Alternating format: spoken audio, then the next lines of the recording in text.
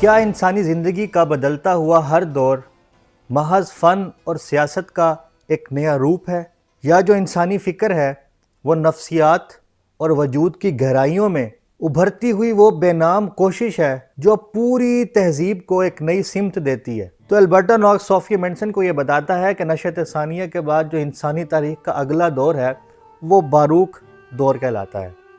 یہ دور فن تعمیر، مصوری، موسیقی اور آرٹ کے خوبصورت مگر پیچیدہ اور کسی حد تک بے قاعدہ اور بے ترتیب انداز سے پہچانا جاتا ہے۔ یعنی اس دور کا جو آرٹ ہے وہ گو کہ بہت خوبصورت ہے لیکن بہت کمپلیکس ہے۔ اس دور میں جو اس قسم کا کمپلیکس اور خوبصورت آرٹ کا جو آغاز ہے وہ ایک اطالوی مصور فیڈریکو بروچی نے کیا، اور یہ جو لفظ باروک ہے یہ اطالوی زبان کے ان الفاظ سے نکلا ہے جس کا مطلب ہے بے قاعدہ، بے ترتیب اور خوبصورت موتی۔ اور یہ جو لفظ ہے باروک یہ پورے یورپ میں ایک جمالیاتی اصطلاح یعنی ایستھیٹک ٹرم جو ہے اس کے طور پر جانا جانے لگا۔ اور جب بھی ہم باروک کا لفظ یا باروک دور کی بات کریں گے تو اس کا مطلب یہ ہوگا کہ جو اس کا فن ہے، جو اس کا جو آرٹ ہے، ایک تو اس میں تضاد موجود ہے اور دوسرا اس میں بے ترتیب ہے، یعنی وہ بے قاعدہ ایک مسلسل ہم آہنگ جسے کہہ لو یا ایک ترتیب سے وہ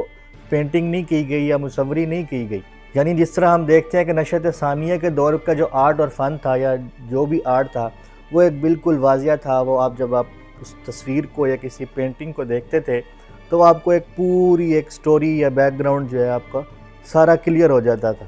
جبکہ جو باروک دور کا فن اور آرٹ ہے اس میں تضاد بھی شامل ہے، اس میں شدت بھی شامل ہے، اور جو مختلف نظریات ہیں ان کا ایک ملا جلا جو امیزہ جسے کہہ لیں مکسچر جو ہے وہ ہمیں نظر آتا ہے۔ جیسے کہ اس کی مثال آپ یہ دیکھ سکتے ہیں کہ اس دور میں جہاں ایک طرف بڑے بڑے عالی شان محلات تیار کیے جاتے تھے تو دوسری طرف دور جنگلوں سے خانقاہیں آباد ہوتی تھیں۔ یعنی زندگی کے ہر پہلو میں جو تضاد کی کشمکش ہے وہ بھرپور ہوتی تھی۔ اگر ہم باروک دور کی فکر اور اس کے مزاج کا جائزہ لینا چاہیں تو ہم لاطینی دو محاوروں سے جو ہے وہ بآسانی لے سکتے ہیں۔ لاطینی کا ایک محاورہ ہے کارپے ڈیم، یعنی دن کو اپنے قبضے میں کر لو، اور دوسرا ہے مومنٹو موری، یاد رکھو تم نے مرنا ہے۔ یہی وجہ ہے کہ جو باروک دور کے فنکار تھے وہ اپنے آرٹ میں، اپنے فن میں ان دونوں چیزوں کو دکھاتے تھے۔ جہاں وہ عیش و عشرت دکھاتے تھے کہ ہم نے پورے دن کو قبضہ کر کے ایک یہ خاکہ بنایا، تو ساتھ میں اپنی پینٹنگز میں وہ ساتھ کارنر میں ایک کھوپڑی بھی بنا دیتے تھے جسے اسکل کہتے ہیں، کہ یاد رکھو کہ تم نے مرنا بھی ہے۔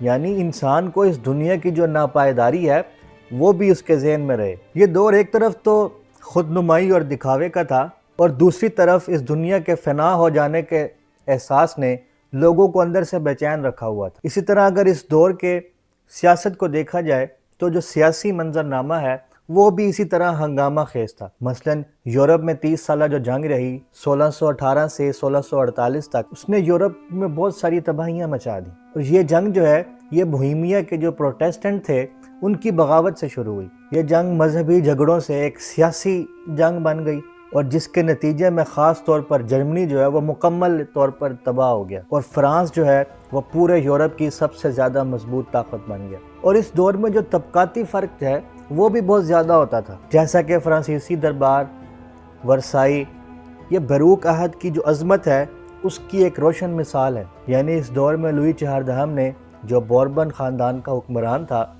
اس نے 1676 سے 1708 تک شاندار محلات تعمیر کروائے، اور ان محلات کی خوبصورتی یہ تھی کہ اس نے اس میں خوبصورت طاقچے، پیچیدہ محرابیں اور بھرپور آرائش کا جو سامان ہے وہ اس میں مہیا کیا تھا۔ جس طرح اس دور میں ان کے اونچے اونچے محلات اور ان کی شان و شوکت تھی، تو اسی طرح اس شان و شوکت کے پیچھے جو سیاسی بغاوت تھی، جو چالیں تھیں، جو سازشیں تھیں، جو کھوٹ تھا، وہ بھی اسی طرح نمایاں تھا۔ یعنی جس طرح ہم نے پہلے بھی بات کی نا کہ جو باروک دور ہے اس میں یہ ایک تضاد ساتھ ساتھ چلتا آ رہا ہے۔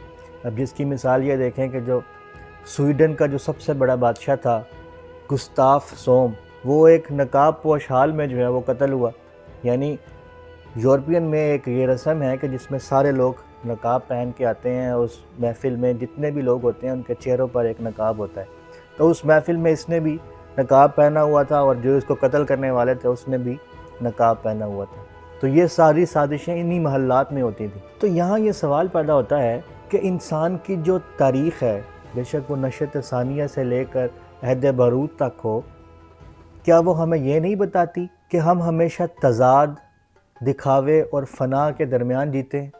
اور ان ساری چیزوں کو دیکھنے کے بعد کیا یہ ممکن ہے کہ کوئی تہذیب ایسی جمالیات اور ایسی ریاست تخلیق کر سکے جو اس تضاد سے آزاد ہو؟